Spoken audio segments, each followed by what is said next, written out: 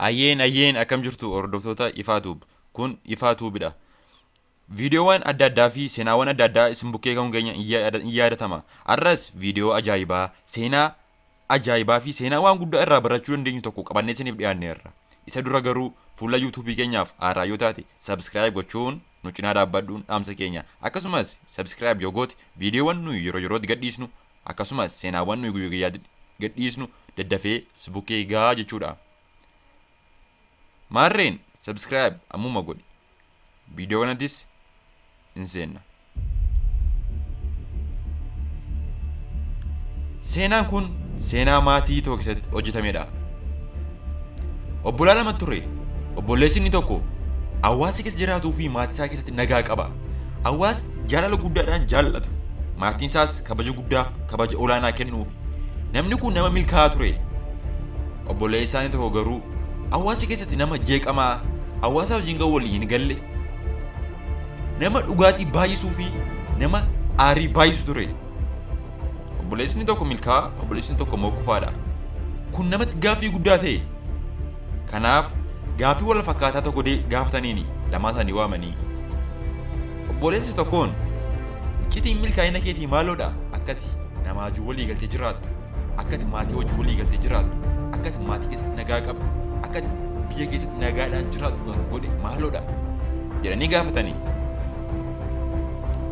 Innis deebisee iccitiin milkaa'ina kootii abbaa kootu fakkeenya guddaa naaf ta'ee jedhe. Isaanis erga abbaan kee fakkeenya siif ta'anii obboleessi keessanaaf fakkeenya maaliif hin taane jedhanii gaaffii keessa seenanii. Obboleessa isa machaa'aa fi hawaasa keessatti nagaa hin qabne, isa hawaasa jeequu fi isa yeroo hundumaa hawaasa wajjin wal hin galle, akkasumas isa maatii isaa wajjin wal hin galle sanas gaaffii kana fakkaatu gaafatanii. Obboleessoo maaltu akkasiin jiraatu si godhe? Akkati nama wajjin wal hin galle, akkati dhugaatii baay'istu kan godhe maaloodha jedhanii gaafatanii. Innis akkas jedhee deebise. Akka inni akkas ta'u kan godhe abbaa kootu fakkeenya naaf ta'ee jedhe. Yoos lamaan isaaniitiif abbaa isaaniitu fakkeenya ta'e meemmee abbaan isaanii nama akkamii ture jedhanii akkamittiin abbaan kee fakkeenya siif ta'ee jedhanii gaafatanii namicha gaaffii kana.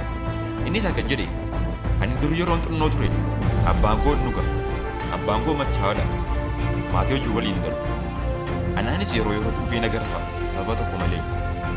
Yeroo hundumaa abbaan koo nama nagaa hin qabnedha jedhee deebise.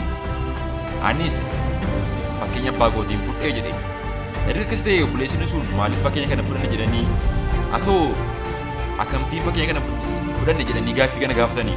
Innis akkas jedhe, abbaan keenya sirriidhuma nama machaa'aa ture, nama wajjin waliin galle, nama hawaasa keessatti waliin galle ture.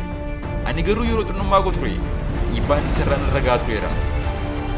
Garuu xinnummaa kootiin murtee kana murteesse ani akka abbaa kootii ta'uu hin barbaadu. Maaliif abbaan koo nama jeeqamaa ta'uu isaarraa kan ka'e wanta narra ga'eessaa ture akkan deebee nama kan geessine na godhee jedhe. Lamaan isaanii gara isaan irra hiikkatan adda adda. Abbaan isaanii nama tokko ture, nama machaa'aa, nama jeeqamaa ture. Garuu inni tokko ani akka abbaa kootii ta'uu hin qabu jedhee murteesse. Inni tokko immoo fakkeenya abbaa isaatii fudhate. Obboloota koo yeroo baay'ee wantoota badaan irra ga'uuf akkasumas wantoota adda addaa gaafa nurra ga'u wanta nurra geessan gara gaarii irra hiikkachuun furmaata filannoo biraa hin qabnedha. Eeyyeen viidiyoon keenya irraa kana ture. Yeroo biraas viidiyoo fi seenaa ajaa'ibaa ta'uu qabannee akka isiniif dhiyaannu abdii qabna. MSitti nagaan nuuf turaa.